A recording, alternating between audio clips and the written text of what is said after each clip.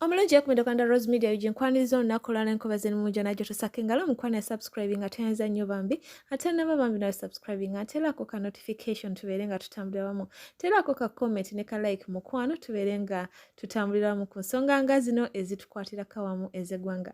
Kakati nno ekiriwo kya mwana mulenzi Alienskin ne Bajjo olutalo lwabwe nga bwe lwabadde abantu ab'enjawulo bavuddeyo ne balwogerako buli omu ng'abitabutabbu bwe. Kakati nno ye Tamale Mirundi Junior avuddeyo n'abatabukira bombi nga bambi ye agamba taliiko sayidi kwe gamusanga agusaze nti ono yabadde atomera emmotoka y'oli yabadde ayonoona bintu ate oli yabadde n'ebisi ekintu ekitabadde kirungi. Alabudde Alienskin okwegendereza byakola n'agamba balabe be bamusinga amagezi bajja muteeka mu shiti okukakana nga aluzinze obulamu bwe ekintu ekitajja kuba kirungi. Ye mwana mulenzi Sammy agambye nti ekitaamukozeseza vidiyo ku Alienskin mu kusooka yabadde yeetegereza alabe byatandise bitya byavudde ku kyono okutomera emmotoka nga alabika alina ekiruyu oba ekyamunyezeza ekyamaanyi.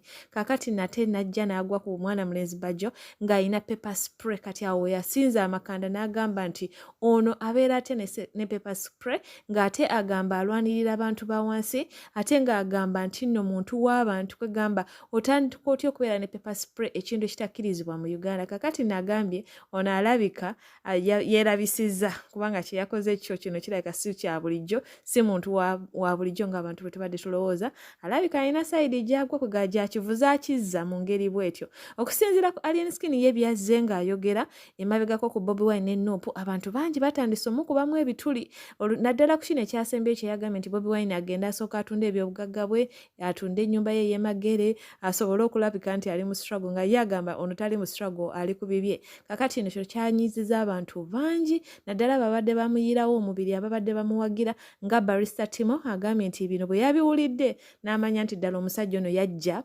kulumba sayidi ya Nuupu. Ayogedde bingi ogenda kubanga obiraba mu vidiyo era munnange n'abantu abalala bavuddeyo nga bamugamba nti ono omwana mulenzi kirabika abagamba nti yali aliwo okuzoganya Nuupu kirabika bwe kiri naye nga bambi ekituufu tewali akimanyi ate era ye engeri gyazze avumamu Nuupu n'ebirala ebibaddewo bagamba nti ebizu byonna byalina kirabika kiva mu kumanyiira oba kulumba Bobiwine. Kaakati n'abamu bo bagamba nti bw'oba oyagala okuba n'emirimu oba okola bizinesi yonna mu Uganda olina okubeera nga weesonyiwa ensonga za Nuupu oba okwesonyiwa Bobiwine n'otamulumbagana. Kakati nno ye mwana mulenzi Big Eye bambi ku lunaku luli bamutikkira oba bamuza mu kibiina kya Nuupu. Kakati tubadde twebuuza nti ono yabala kaki gye yavudde mu NRM taafuna obuzibu bambi yavuddeyo jjo n'akola press conference n'agamba nti byonna bino yabyetegekera yalowooza ebbanga ddene okusobola okuvaayo mu NRM okudda mu Nuupu yakitwalira obudde n'akirowooza era nga mwetegefu era amanyi byonna ebinaamutuukako okusinziira ku kibiina ky'abadde awagira. Kale bambi katumusabire byonna bye yabaze Mukama amuyambe afunemu ate era byonna bimugendere bulungi. Ngenda kuteera vidiyo zino nga bwe zigenze zonna mukwano Mukama omulungi akunkumire beera bulungi bye. Atoberera kye emmotoka wali wabadde wawe stop namwe mulekerawo namwe okubeera ng'abasiru abadde bamala okufa ne mutandika okweyogeza ebyekisiru. Tell people the truth. Alien naye yakoze ensobi nnyingi. You knock people's property because you are annoyed. Mutujjako namwe obusiru okwogera ebintu ebitali mu magezi. Everybody saw the video. There is destruction of property. There is use of firearms. And you're just here talking nonsense. Kati sigaba amukubya amasasi mwandyogedde ki? Don't be stupid. Say the truth. Everybody was wrong. Mwagala tujjana omutuwaana ebikyamu. I'm not that brand. We saw this tufiiriddwa wano abantu. Tufiiriddwa abayimbi. In such circumstances, nga mutandika okuteekawo rest in peace nga mudda ku birala. Wanaisi be bamukuba amasasi nga temwogera. Mwadangano jajja good. Era jajja tuli naawe muli wakati. Hypocrisy, bigotism. Say the truth in the video. Alienskin was a trespasser. Eriwoshigi besiye. You were trespasser. Omusirikale gwe baleeta okuuma agezaako okukubira amasasi. Warning shots. Leave what you are doing. You are knocking the car. Emotoka newe basiyange. You are destroying property. The UPDF. UPDF. Lwaki twakola amagye to keep law and order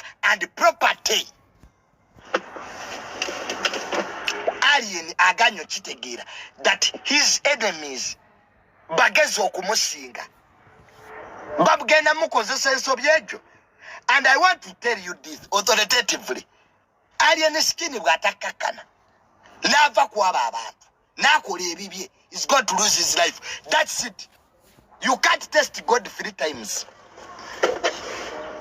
Muweke biri Alienskin wakawona amasasi emirundi ebiri.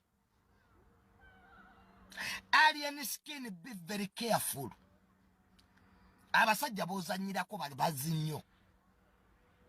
Kubanga kado ka video nga tetunakalaba mwina je mwavudde ne Bajjo. Bajjo nakuvuga nga akuleta ku washing bay. Alienskin teka mu obwongo. Wesonyiwa abasajja abo bagenda kukozesa ensobi. Alienskin ogenda fanga radio. Goloza buli akutte mundu mu ggwanga linakwagala bamusanyufu. Alienskin nga bakedde ne bakutta ani asinga ofunamu saabo bennyini abakutwala mu butego olabikira mu ka video ng'oli mu kutomera emmotoka ettaka lyoliko siriryo washing besi wawo si public place omusirikale akutte mundu akubye amasasi 1 2 3 you are still doing the same thing and you want us to support you. Alienskin sigenda kuba mu bakuwana. I'll tell you the truth, my brother. Watch out for your enemies. Pepper sprayinga mundu. Omuntu okubeera naye otwala ye empapulezi kwogerako government netunula mu business yo nowo omusolo nga wona agule motoka n'ogiteekako erinnya lyo. Abamu ba applying ofune mundu ne batagifuna. Bajjo yani alwanirira omuntu wa wansi alina pepper spray mu ggwanga lya Uganda gy'alinza okuba omuntu mu maaso. Kyekyaŋŋaanya okukolera video. Nembuuza Bajjo obeera otya ne pepper spray. Pepper spray yali yagaanibwa mu ggwanga lya Uganda ku byenjinoonyerezaako. Lwaki ogireeta mu ggwanga lya Uganda ng'omubbi asobola okuba nayo ne bagiteekako sanction ne bagikomako. Okitegeera ne bagamba nti omuntu tosobola kubeera ne pepper spray.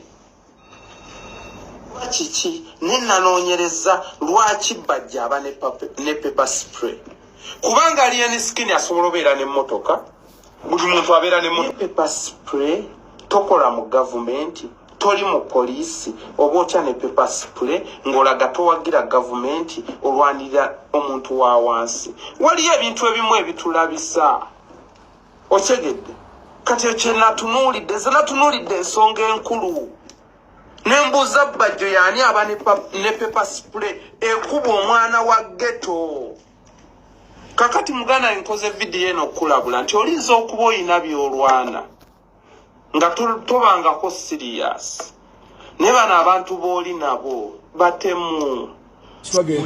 Asooka kulebwa kati asooka ennyumba y'emageraji tundi adde ku levo y'abo bamuyomberako wategedde ate so sente okukakasa mbono sente azitunza ali mu sitwago taziterese abeeko kyazikulamu nga kyabwerere eiza azimbo bakasomero nga kayo PE ku bwerere manyi ndino tagenda kusolozaamu nekamocha batundewo badde shati ya green ye video wali oyogera nange yali live ya kumacha muwayogerera nti nze buno obwana bwa nupu tebulina kye bungamba tegeeza ki bwokola statement nze nga Timo nze omukuba nswa abasooka okubeera ku saidiwo era nayoana bukubirire ito didayino iti teyali nsobi yakyogera akigenderedde because Alienskin era akomawo akola statement zenzimu ngera azogera ku Bobiwine kati awo nensoka nentuula emabega ebigere 5 nentandika okutegeera ngendo laba go Bobiwine tetwetaga bi second chance byo nentegeera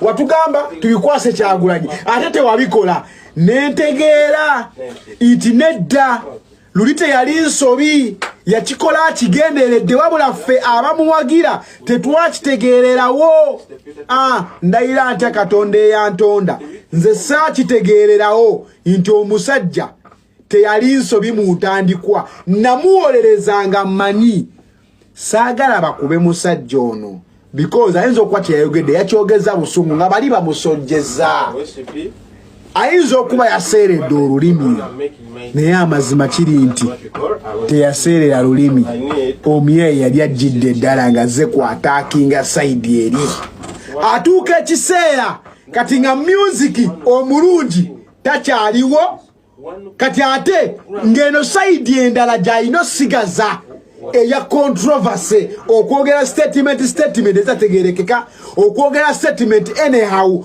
kati nasigala nga takyasobola kuridingira ku music ng'alina kuridingira eno mu fujjo awo obuzibu we bwajjidde olina kubanga oli open minded okutegeera byenkugamba bw'obanga owulira oyagala okumanya ekibi ekikuliko bw'oba owulira oyagala kwemanya ekikuli ku mubiri gwo nga bulijjo obadde tokimanyi vuma omusajja oyo gwe just mulumbagane bulumbaganyi otandike okwogera ebyekisulu byo ne womwogezaamu bwegeza abantu abamwagala ne bakirowoozaako bulowooza nti oyagala kumulumba yadde tomulumbye ojja kutegeera kolo lojja okutegeera nti tewasoma lojja otegeera nti oli musiru lojja otegeera nti tomanyi kuyimba lojja okutegeera nti owunya lojja otegeera nti tonaaba lojja okutegeera nti bulijjo ofaanana ekinyonyi ate bw'oba obadde olowooza nti nno tolina katuuni oba tebasobola kukuba mu katuuni gwegezaako olumbe Robert Kyagulanyi Ssentamu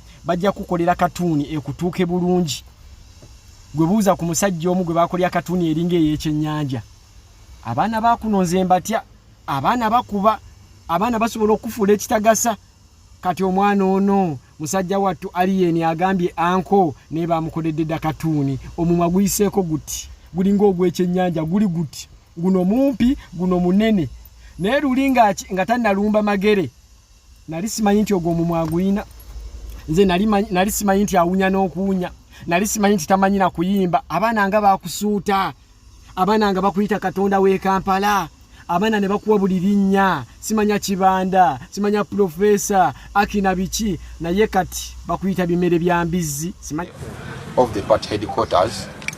I was also formally welcomed by the president to the people's side. My decision was not an event but rather a well thought through process that took in consideration many factors, including the possibility of facing the wrath of those with power.